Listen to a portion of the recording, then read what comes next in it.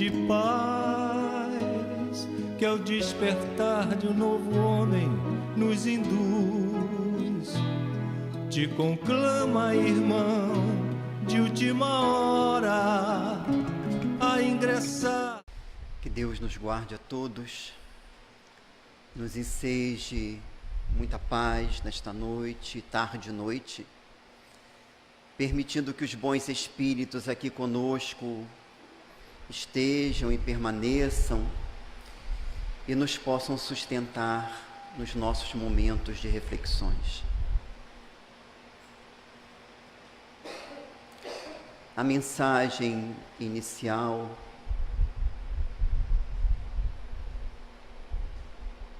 traz reflexões muito oportunas para todos nós. Exatamente porque nos recordamos das narrativas constantes do evangelista Mateus,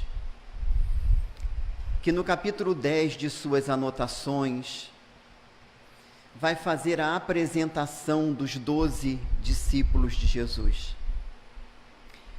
É o primeiro diálogo do Mestre com os companheiros reunidos, em cujas palavras de orientação, Jesus vai fazer uma síntese de quais eram os objetivos da tarefa a ser realizada e o que os corações amigos atravessariam na realização dessa tarefa. Vai orientá-los que não deveriam adentrar nas regiões chamadas dos pagãos, mas deveriam buscar primeiro as ovelhas perdidas da casa de Israel. Vai aconselhar os companheiros que não levassem nada de supérfluo relativamente à viagem que deveriam fazer, porque ao servidor seria oferecidos recursos para a sua manutenção e poderiam verificar aqueles que realmente de sentimento os acolheria e não porque teriam como retribuir. Vai aconselhar os companheiros a, quando adentrasse numa casa, dissesse que a paz estivesse naquela casa. E se a casa fosse digna da paz, ali ela permaneceria. Mas se não fosse, voltaria para eles. Que nas cidades que não os quisessem escutar, que eles procurassem sair dessa cidade e sacudissem o pó das sandálias e das vestimentas e fossem adiante. Porque no dia do juízo, segundo as narrativas de Mateus, essas cidades seriam mais severamente chamadas às contas do que Sodoma e Gomorra, as chamadas cidades impenitentes, que dentro da simbologia do Velho Testamento teria sido destruída pelo pecado. Vai também dizer aos companheiros, a partir do versículo 33, que aquele que me confessar diante dos homens, eu o confessarei diante de meu Pai que está nos céus. Mas aquele que me renegar diante dos homens, eu o renegarei diante do Pai que está nos céus. Passado o período de aprendizado dos companheiros, Jesus vai trazer a esses corações e a todos que o ouviam naquele momento e à posteridade, porque as palavras do Mestre ficariam registradas no psiquismo humano da coletividade terrena, dentro do princípio desses recursos que ficam registrados no chamado éter ou no fluido ambiente, e ele iria apresentar o Sermão da Montanha. E numa das referências das chamadas de bem-aventuranças, ele iria afirmar que bem-aventurados seriam aqueles que fossem perseguidos, caluniados, incompreendidos, e todo o mal suportasse em razão da sua causa ou da sua mensagem. Diria o mestre: exultai e alegrai-vos, porque grande será o vosso galardão no reino dos céus. Para posteriormente afirmar: aquele que quiser seguir após mim, renegue a si mesmo, tome a sua cruz e siga-me sem olhar para trás. Tomando essas assertivas, obviamente trazidas aos companheiros daquele momento, dentro de um contexto apropriado, a cultura da época, as tradições judaicas, as ideias muitas vezes envolvidas em simbologia, mas que traziam na intimidade uma advertência profunda, nós vamos observar que os primeiros tarefeiros, os colaboradores do mestre, os 12, à exceção do jovem João, o evangelista, e também excetuando-se Judas, que infelizmente procurou fugir da consciência pela falsa porta do suicídio, todos os demais foram convidados a testemunharem fidelidade à mensagem do mestre com a própria vida. Tiveram o que se chama, ou que nós reconhecemos dentro das letras evangélicas como sendo a coragem da fé. A coragem da opinião, não da opinião que fere, que agride, mas da opinião que é vivenciada dentro dos valores superiores da vivência nobre. E passado aqueles primeiros tempos, vamos acompanhar aqueles que viriam mais tarde na condição dos chamados mártires.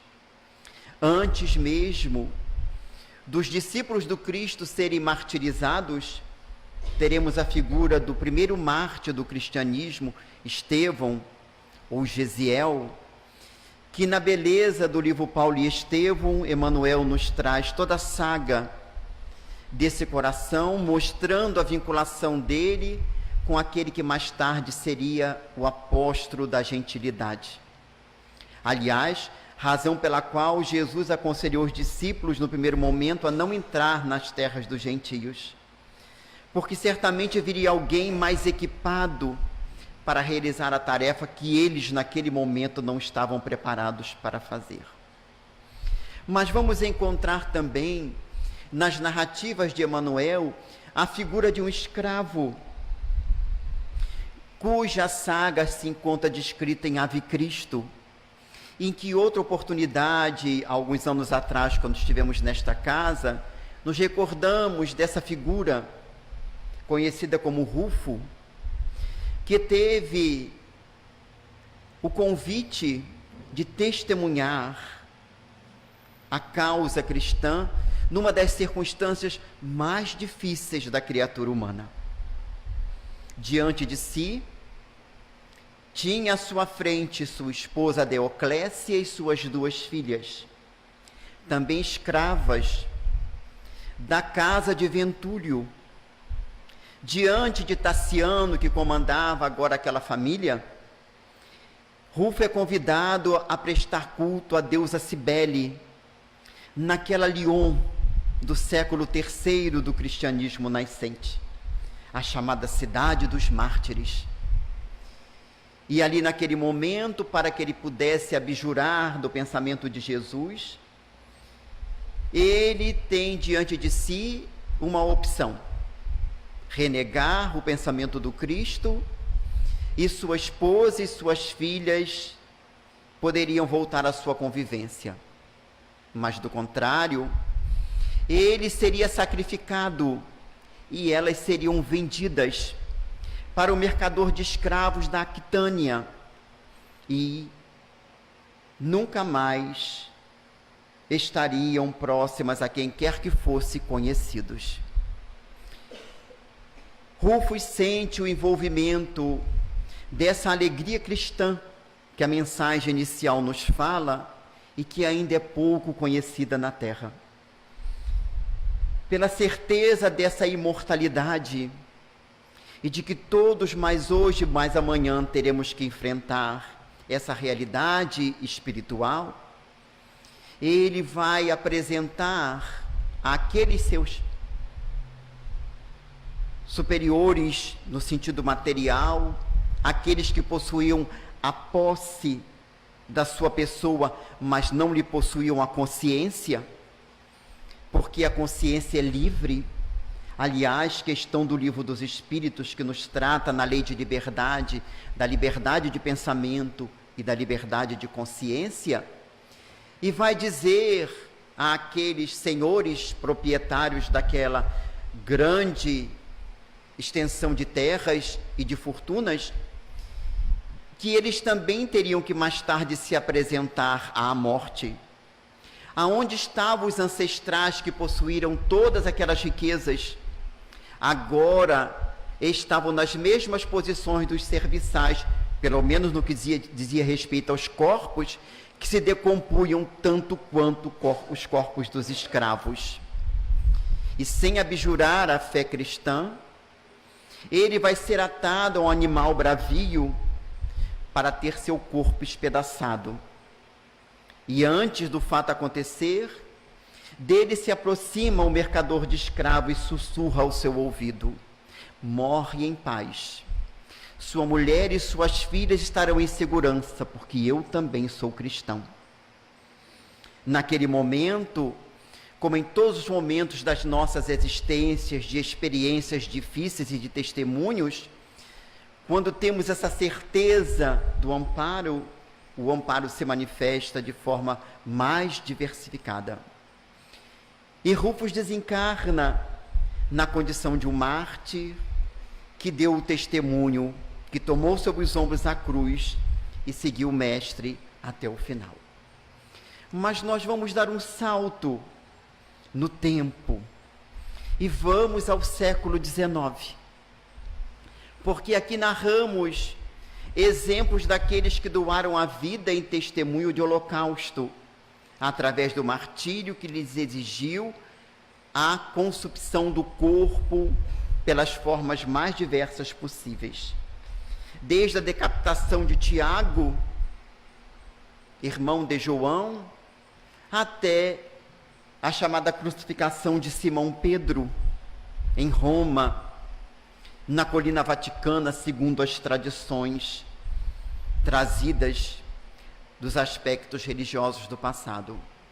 Vamos ao século XIX e vamos encontrar na Revista Espírita de julho de 1858, no subtítulo Correspondência, uma carta que Allan Kardec recebeu, uma carta na qual o missivista que lhe escrevia da cidade de Bruxelas, na Bélgica, iria lhe confessar que estava encantado com tudo quanto Allan Kardec havia publicado, e muito especialmente o conteúdo de O Livro dos Espíritos, que era um conteúdo extraordinário, e que aquilo que os espíritos estavam dizendo a Allan Kardec em Paris, ele tinha tido a oportunidade de também ouvir na Bélgica, dentro desse princípio da universalidade do ensino. E nesta missiva, que o autor irá autorizar Kardec a publicar, porque o codificador jamais publicou nenhuma correspondência sem a autorização do seu autor, dando-nos o exemplo do respeito à confiança que recebemos daquele que nos traz algum tipo de informação, quer escrita, quer verbal, já que um dos princípios básicos da boa convivência é a discrição. Nesta carta, o missivista irá pedir desculpas a Allan Kardec, porque precipitadamente, quando soube dos primeiros fenômenos mediúnicos, à época intitulados Fenômenos Espíritas, ele escreveu uma obra em companhia de outro autor, dizendo que tudo tinha uma causa física, ou era objeto de fraude. E agora ele reconhecia que na verdade existia uma realidade da comunicabilidade dos espíritos, da sobrevivência da alma. E declarava isso a Allan Kardec, nesta carta. Kardec, ao analisar a carta do missivista, dirá: eis um dos grandes exemplos de coragem das opiniões, porque não basta aderirmos a um pensamento. O mais importante é que a adesão nos traga uma transformação e uma modificação de comportamento. E, sobretudo, nos enseja a coragem de refazer os caminhos e de reconhecer os erros cometidos. A grandeza deste homem, dirá Kardec, está exatamente na sua capacidade de reconhecer que havia se equivocado e de dar testemunho público, porque permitiu que a carta fosse publicada, de que ele estava equivocado e que agora tinha uma opinião diversificada. E quem era o autor desta carta? O senhor Jean-Baptiste Ambroise Marcelino Jobard. Não era um autor anônimo, era o diretor do Museu da Indústria de Bruxelas, que durante 40 anos dirigiu, durante 20 anos, dirigiu o Museu da Indústria de Bruxelas. Foi litógrafo, fotógrafo, o primeiro fotógrafo da Bélgica, inventor, teve mais de 73 invenções registradas. Foi quem estimulou na Bélgica o registro dos direitos de invenção, para que a pessoa pudesse ter a propriedade industrial sobre aquelas invenções realizadas, o que hoje é um aconselhamento comum para todos aqueles que inventam algo de diferente e, obviamente, que tem utilidade, registrar os direitos para evitar que possam ser copiados ou furtados esses direitos industriais. O senhor Jobard era um homem altamente conceituado na Bélgica e na Holanda. Havia nascido na França, mas depois de alguns anos se radicou na Bélgica, sobretudo a partir de 1830, tendo adquirido a cidadania belga. Foi condecorado com todas as honrarias da Bélgica e com a Legião de Honra da França.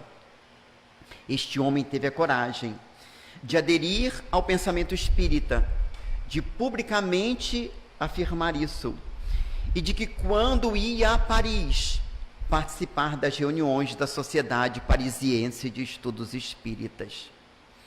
E é interessante, porque quando o senhor Jobard desencarna, em outubro de 1861, no dia 24 de outubro, 29 de outubro, Allan Kardec irá mais tarde evocá-lo, mas antes da evocação, ele vai se comunicar espontaneamente na Sociedade de Paris.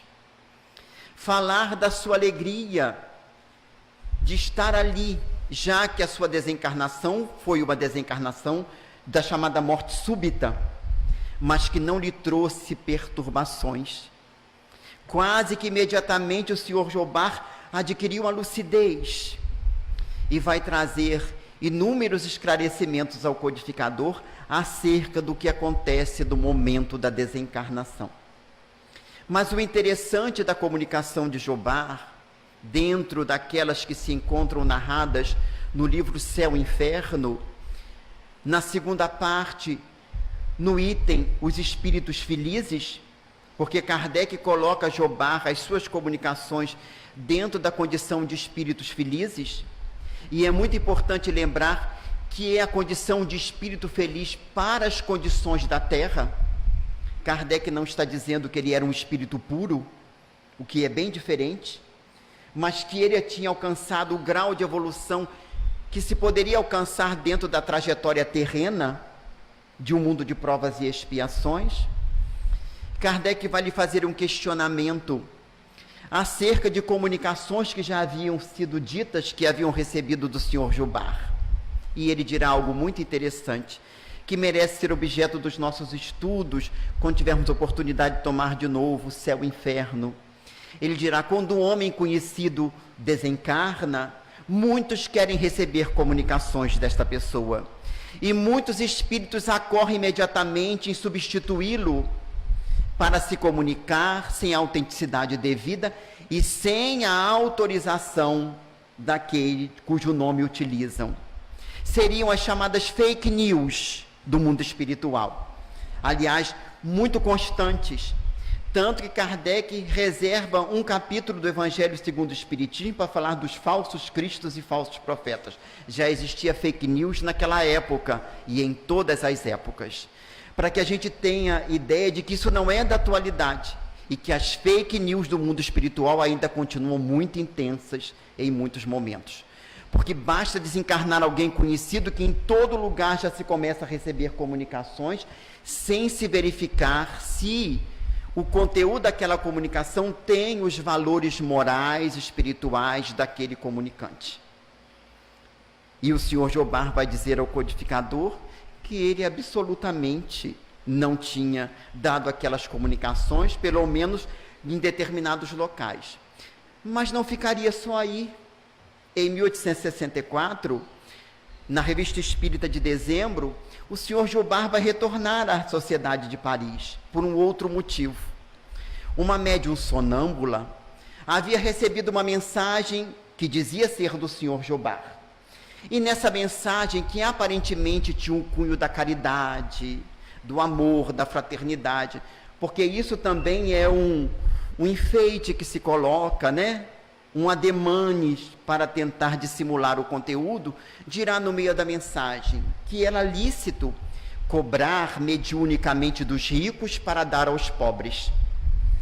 E quando a mensagem chega ao conhecimento de Kardec, obviamente ele notou que aquele conteúdo não era característico da personalidade de um espírito da envergadura espiritual do senhor Jobard, já que a simonia, a venda das coisas sagradas, sempre foi objeto de advertência dos bons espíritos, dos nobres espíritos. Tanto que também no Evangelho segundo o Espiritismo há um capítulo, dar de graça o que de graça se recebeu. E não há hipótese de se cobrar sob quaisquer circunstâncias as questões ligadas à mediunidade. Embora muitas vezes se criem sofismas, se criem escusas para justificar a cobrança. Dentro da prática da doutrina espírita, não há mercantilização das faculdades mediúnicas e nem daquilo que vem de graça do mundo espiritual. E Kardec então resolve fazer o seguinte: sem dizer nada aos médiuns, manda a 6 médiuns diferentes o seguinte questionamento: solicito ao senhor Jobard que possa nos dizer se é o autor da mensagem recebida por fulana de tal, sem dizer o nome, colocou só a inicial, e que trazia no seu conteúdo determinada recomendação. Peço, se possível, que a resposta venha amanhã.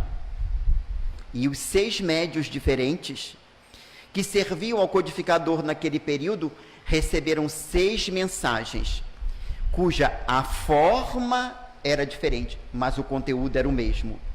Jobard perguntando se poderiam reconhecê-lo numa comunicação em que se pedia uma prática que não é uma prática que o Espiritismo recomenda, que obviamente não tinha sido ele o autor daquela página, e que bem Allan Kardec já havia reconhecido desde o início, mas que para objeto de estudo ele se prontificou a se comunicar pelos 6 médiuns diferentes para trazer as mesmas informações e mostrar que ele não era o autor da página.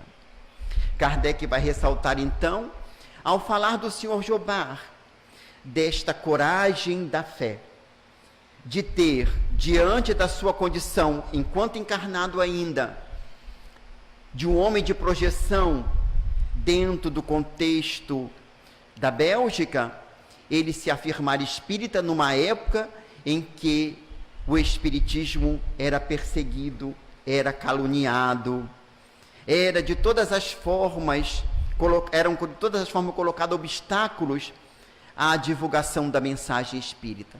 E também desta coragem do senhor Jobard, dessa firmeza do espírito, de sem ofender aqueles que mal utilizavam o seu nome, de mostrar a realidade e não deixar que aquela mistificação, porque na verdade tinha sido uma mistificação certamente de algum espírito zombeteiro, brincalhão, que se aproveitou da invigilância da médium, ou do médium, melhor dizendo, porque dentro do contexto, pelo menos no passado, dentro das referências da literatura francesa, na parte dos dicionários, médium era uma palavra que não tinha gênero, médium era utilizado tanto para o feminino como para o masculino.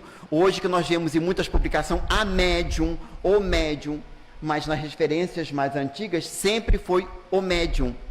E quando se busca os dicionários mais antigos, francês, português, lá está dizendo que é uma palavra que não tem gênero, é relativamente o médium. Então, aquela médium aquele médium havia se equivocado quando recebeu a comunicação do Sr. Lobar, porque não era ele o autor.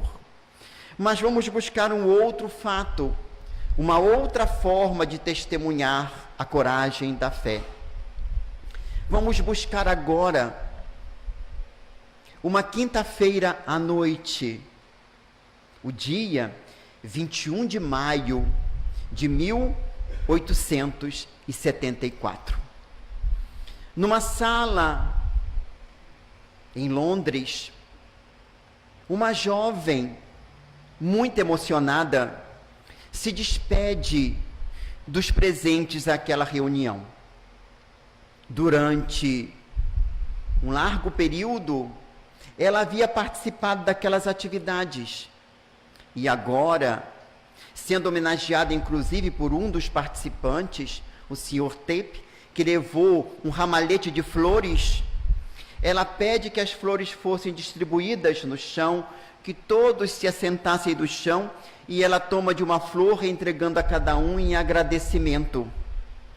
Era a jovem Anne Morgan, que agora se despedia daquele grupo de trabalhadores, agradecendo a todos a oportunidade que ela teve de se reajustar, porque aquele período que ela passou com as experiências daqueles grupos e de outros grupos, não só naquela residência do Sr. Luxemore, mas também em outras residências, ela teve a oportunidade de reajustar-se.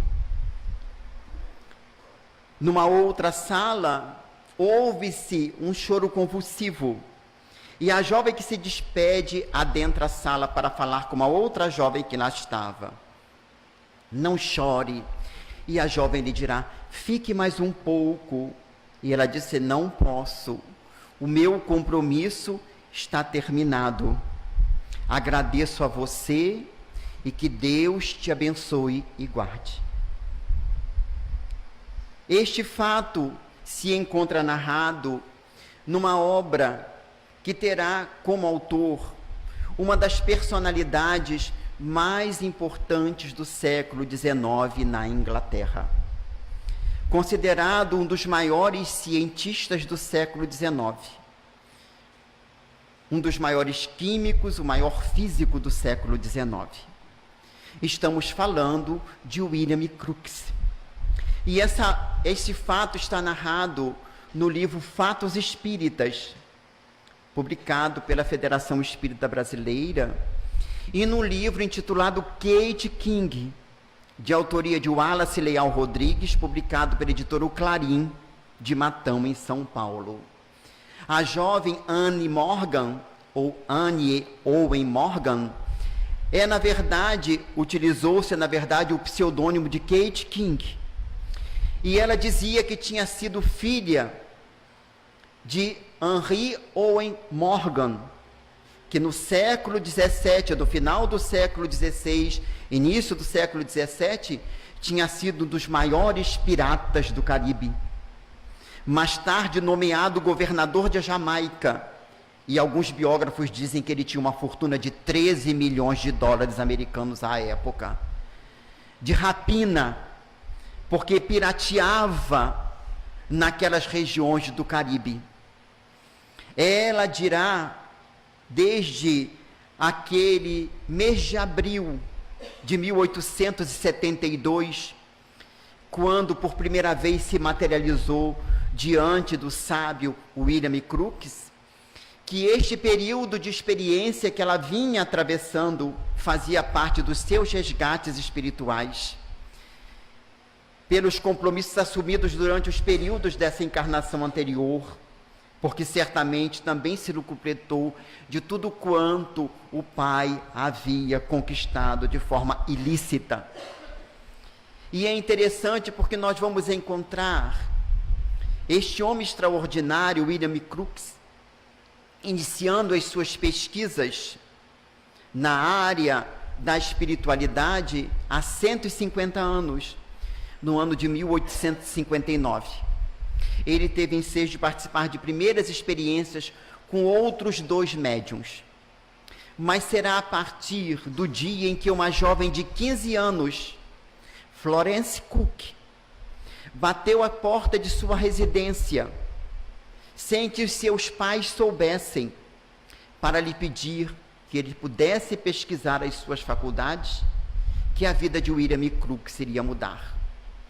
Ele já era um homem internacionalmente conhecido. Dentro dos seus trabalhos de química e física, nós temos a criação do tubo catódico, nas pesquisas dos raios catódicos, que mais tarde iria oportunizar o aperfeiçoamento de vários equipamentos, dando ensejo futuramente à criação das chamadas lâmpadas fluorescentes, dos antigos tubos de televisão, daqueles que são da época das televisões de tubo, né? Alguns de nós nos lembramos daqueles tubos imensos, alguns são até da época das válvulas, não é? Que hoje em dia, se falar isso, os jovens não sabem nem o que é, nem o que é tubo e muito menos o que é válvula. Mas foram essas pesquisas iniciais do físico William Crookes que deu ensejo a que isso pudesse ser mais tarde concretizado por outros pesquisadores.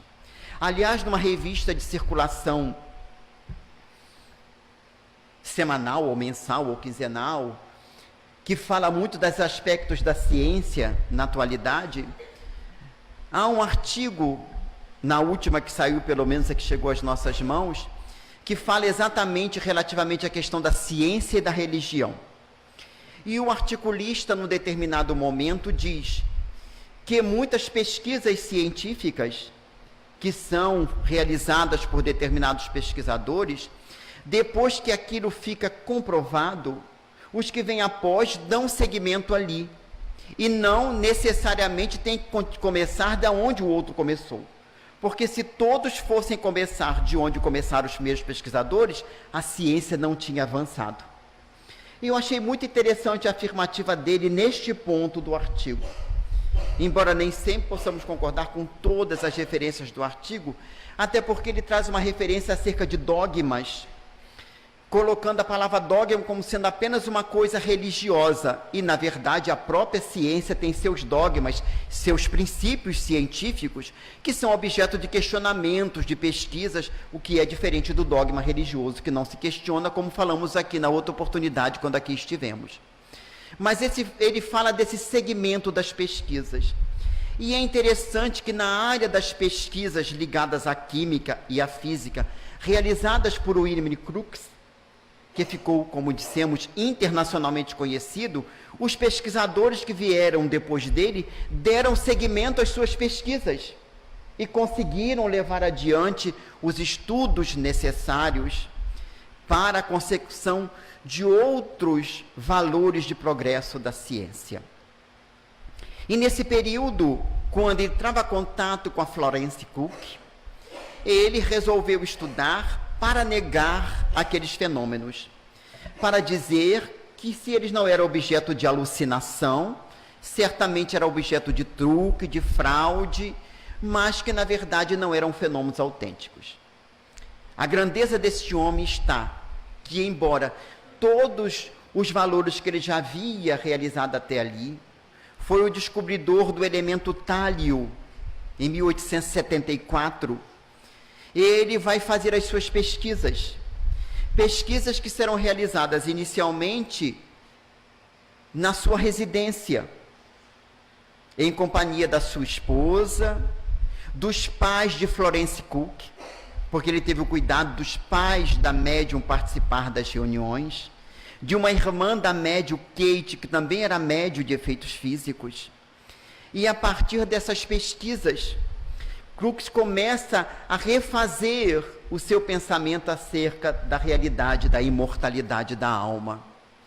Mas ele sempre afirmou aos colegas que ele só aceitaria a realidade de que aquela figura que se apresentava não era a própria médium, quando ele conseguisse ver as duas, a figura materializada de Kate King e a médium no mesmo momento. Dessas pesquisas de William Crookes participaram vários estudiosos da época.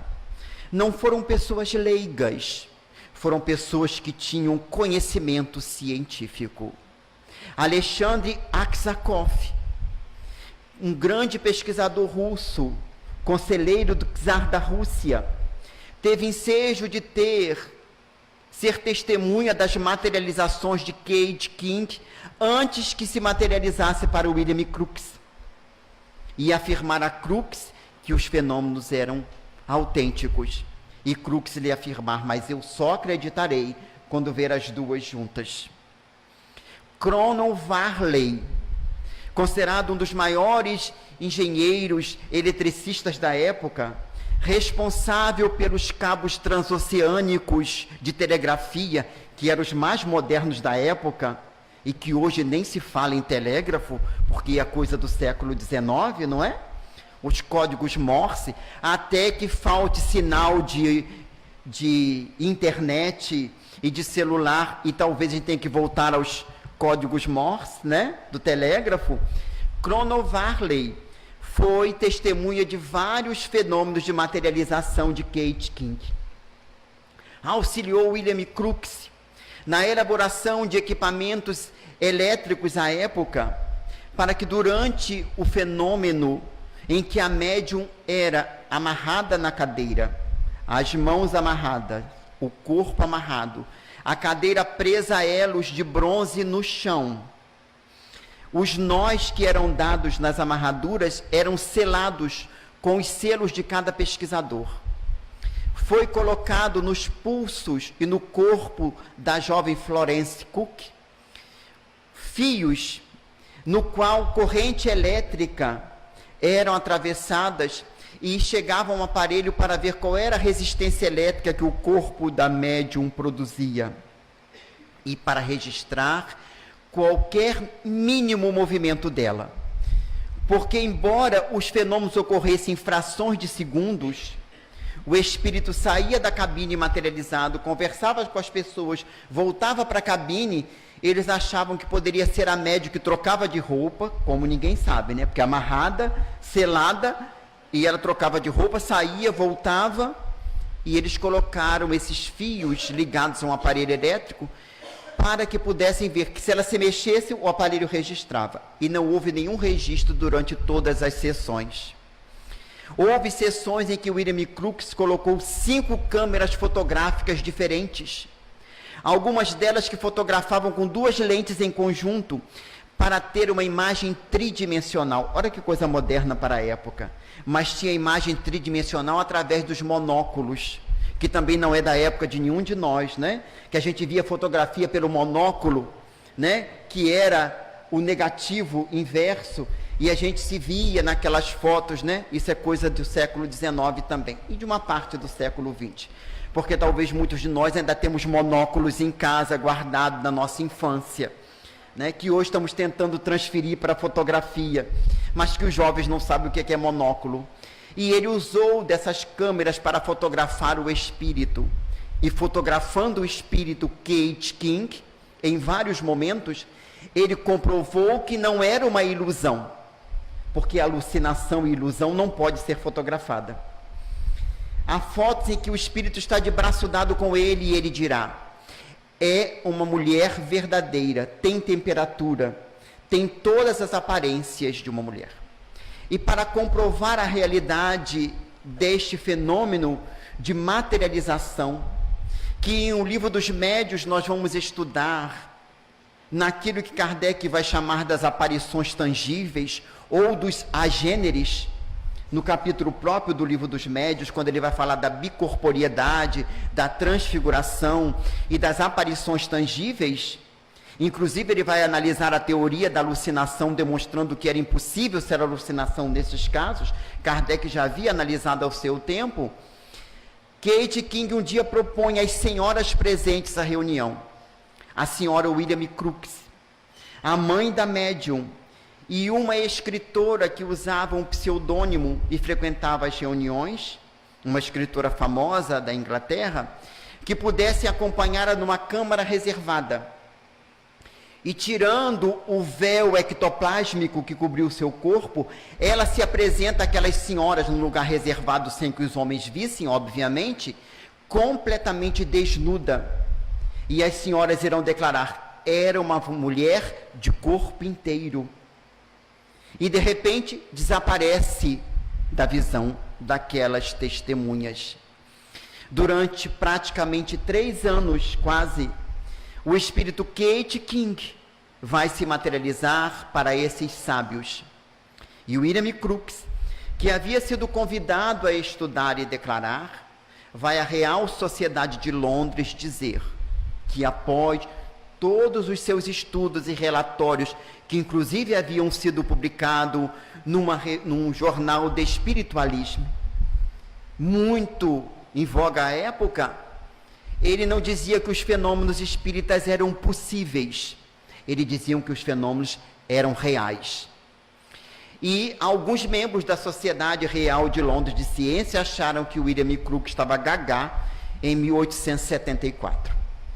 Mas interessante que William Crookes não estava gagá em 1879, quando ele descobre o estado radiante da matéria, que além dos estados conhecidos naquela época, sólido, líquido e gasoso, a matéria possui um estado radiante, que mais tarde daria origem a essa pesquisa aos estudos da radiação, com o casal Curie e com os pesquisadores subsequentes,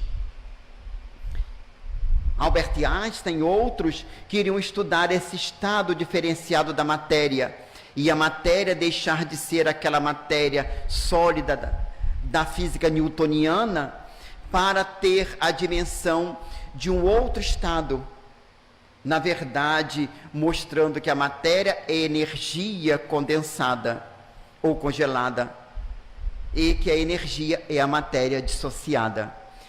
O trabalho de William Crookes em 1879 foi tão extraordinário que a rainha Vitória lhe concedeu o título máximo da Inglaterra, de Cavaleiro da Rainha, passando a utilizar agora o título de Sir William Crookes. E em 1898, 30 anos depois das suas primeiras experiências, que ocorreram em 1869, ele será indagado por um jornalista: o senhor tem alguma coisa a retificar dos seus estudos e publicações acerca do espiritualismo? Porque era o termo utilizado na Inglaterra, neo-espiritualismo, como era usado nos Estados Unidos. E ele dirá que de maneira nenhuma, transcorrido 30 anos, ele tinha plena certeza dessa realidade, de que a personalidade sobrevive e de que existe uma outra realidade além da realidade física que nós podemos observar. William Crookes, tanto quanto Crono Varley, tanto quanto Alfred Russel Wallace, o grande estudioso da evolução, para e passos com Charles Darwin, porque o Wallace descobre ou tem um insight da teoria da evolução no mesmo período de Darwin, mas abre mão para que Darwin publicasse a teoria. Todos aderiram ao pensamento espírita e todos tiveram a coragem de publicamente declarar essa realidade dos fenômenos, aquela coragem da fé que Jesus falou aos seus discípulos, de bem-aventurados seriam quando fossem perseguidos, caluniados, incompreendidos. E eles foram caluniados, incompreendidos, perseguidos. William Crookes chegaram ao ponto de dizer que ele estava fascinado pela beleza da jovem médium Florence Cook e não teve a lucidez necessária para analisar. O que obviamente era uma calúnia, que tentavam difamá-lo, mas quando ele descobre o estado radiante da matéria, joga por terra toda essa ideia de que ele estava já gagá, até porque pela idade que ele tinha, nem poderia estar gagá ainda. Se é que a pessoa hoje fica ainda demente, com tantos recursos, né? Desde que a gente procure exercitar a mente e não deixar a mente ociosa. Teve a coragem da fé. E pensando nesses exemplos, os mártires cristãos do primeiro momento, que doaram a vida, literalmente. A coragem do Senhor Jubar, tanto encarnado como desencarnado. A coragem de William Crookes. A coragem de César Lombroso. Aliás, lembramos de Crookes, porque dia 4 de abril próximo, estará completando 100 anos da desencarnação de William Crookes. Ficamos a indagar por que é que os cientistas não continuaram as pesquisas de Crookes com todo o material que ele deixou, inclusive fotográfico. Porque a maioria deles não teve a coragem de enfrentar a opinião pública. Também neste ano de 2019, nós estaremos comemorando os 110 anos de desencarnação de uma outra personalidade corajosa, Cesare Lombroso, o grande penalista italiano, que estudou a médium Eusápia Paladino e escreveu obras testemunhando a realidade da imortalidade da alma. Pensando nesses que realizaram tanto, nós ficamos questionando o que é que Jesus espera de nós na atualidade, relativamente a tomar sobre os ombros a cruz e segui-lo, a ter a coragem da fé. Será que ele aguarda que a gente saia por aí dizendo que é espírita? É uma maneira de testemunhar a fé? Ou será que, na verdade, Jesus está esperando de nós a vivência dos postulados espíritas, que é o cristianismo renascido?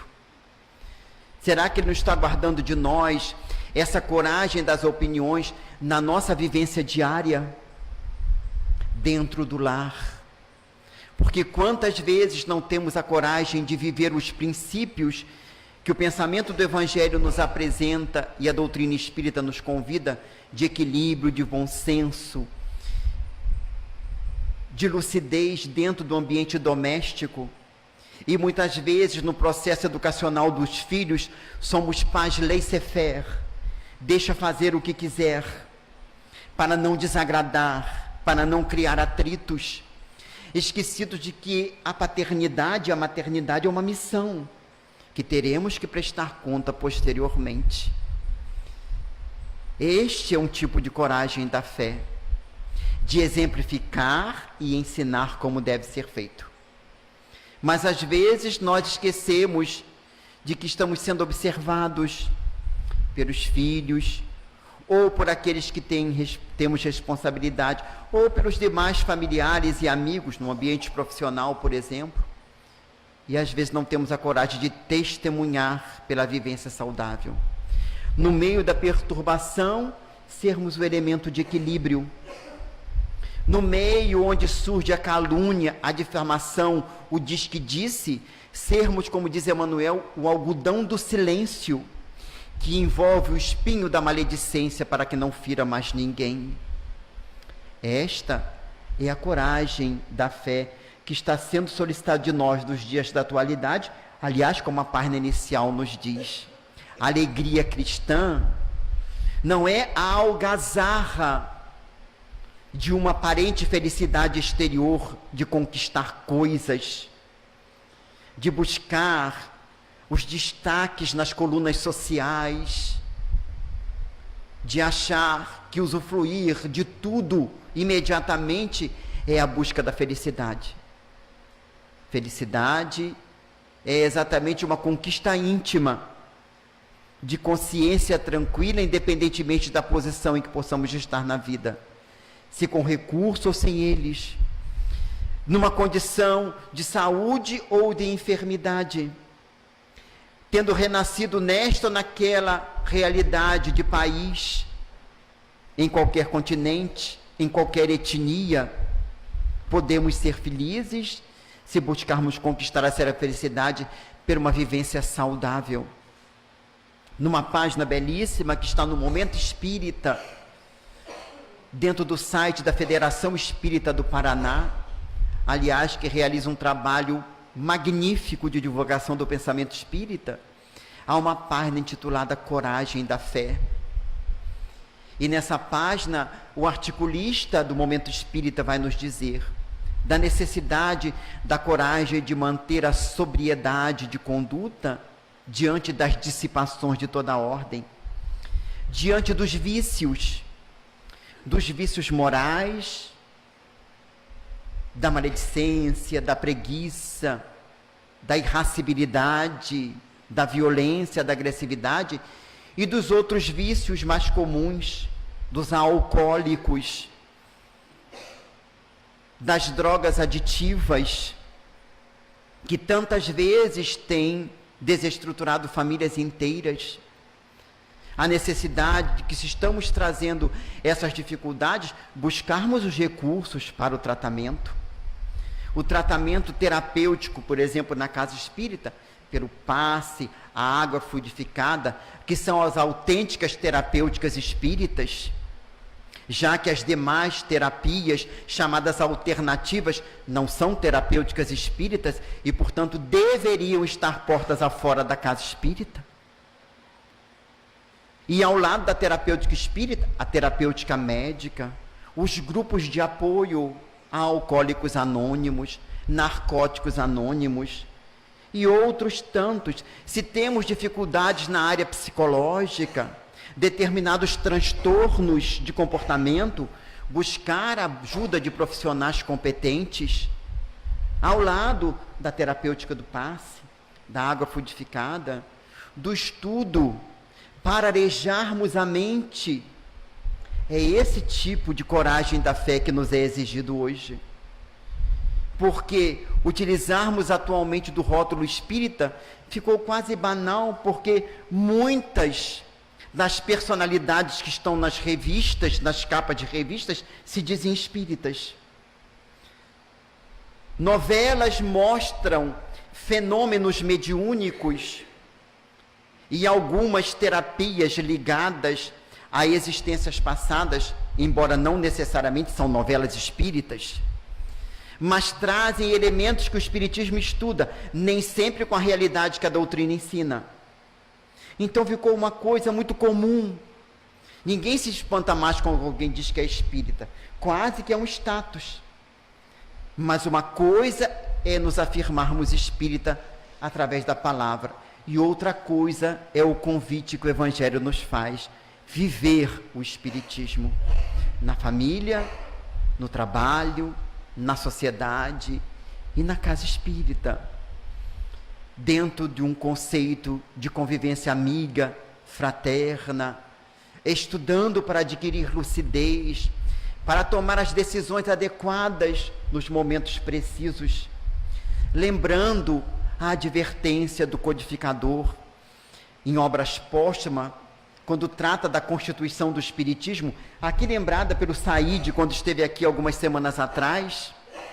Há um capítulo que ele vai falar da comissão central, que deveria mais tarde assumir as direções do movimento espírita no mundo, e que hoje podemos, de uma forma interpretativa, pensar dentro das federativas, dentro do conceito do Conselho Espírita Internacional, que seriam esse conjunto daqueles que estão no movimento espírita, trabalhando pela divulgação da mensagem espírita. E há um questionamento ali, como eleger os membros desta comissão central, questionava Kardec. E ele fala ali como deveriam ser escolhidos, pelo seu modo de proceder, pelo trabalho que realizam. E ele mesmo coloca uma pergunta: não deveriam ser consultados espíritos? E ele mesmo responderá que não, porque isso compete às criaturas encarnadas ter a lucidez de saber fazer as escolhas, para não criarmos o hábito do guiísmo, que tudo guia tem que dizer o que fazer. E quando os guias começam a dizer o que fazer, nós não reflexionamos e analisamos. E muitas vezes não temos a lucidez de discernir se aquela informação é autêntica ou não, porque o senhor Jobard teve muitos que usaram o seu nome, mas não eram ele. Esta também é a coragem da fé, de introjetarmos os conhecimentos, vivê-los e termos a condição de, através da prece, recebermos as inspirações necessárias para tomarmos as melhores decisões. Porque, embora o tema que propomos para a noite de hoje, nós não escolhemos a página inicial, que se encaixa perfeitamente no tema proposto da alegria cristã. Porque a alegria cristã é viver esse testemunho da fé, muitas vezes passando pelas dificuldades das perseguições, das calúnias, das difamações, mas tendo a coragem de não revidar o mal pelo mal, mas agir sempre no bem, de não querer impor a nossa posição aos outros, mas vivermos conforme os princípios que abraçamos. Por isso Jesus afirmara aos seus discípulos que seriam perseguidos, caluniados, incompreendidos, mas que nunca estariam no abandono. E aonde estivessem, ele estaria com os companheiros até o final dos tempos. Ele está conosco, meus irmãos, como está com todos aqueles que estão sinceramente buscando se instruir e fazendo esforços por se melhorar em qualquer segmento religioso, e mesmo aqueles que não têm um rótulo religioso. Todos aqueles que estão buscando superar as suas limitações e trabalhar pelo bem, têm o amparo da espiritualidade superior. E mesmo aqueles que ainda estão nos caminhos equivocados, teimando em continuar nos comportamentos inadequados, também não estão ao abandono. Estão sendo estimulados a mudar de comportamento, pela inspiração de seres amigos, pelo amor de corações benfazejos, porque aqueles que amam verdadeiramente nunca abandonam os seres amados. E todos nós temos os nossos amores, que estão neste lado de lá, e com os quais um dia nos encontraremos, se fizermos por onde agora realizarmos a parte que nos compete, fazendo o que esteja ao nosso alcance, nessa coragem de viver os postulados do bem, enquanto é tempo, porque não sabemos o momento que seremos convidados a voltar à vida espiritual. De repente, surge um imprevisto na nossa visão imediatista, mas que está perfeitamente previsto nas leis divinas, e somos convidados a retornar ao além, que possamos, quando isto acontecer, ter alguma coisa a oferecer de valores conquistados no bem. Muita paz.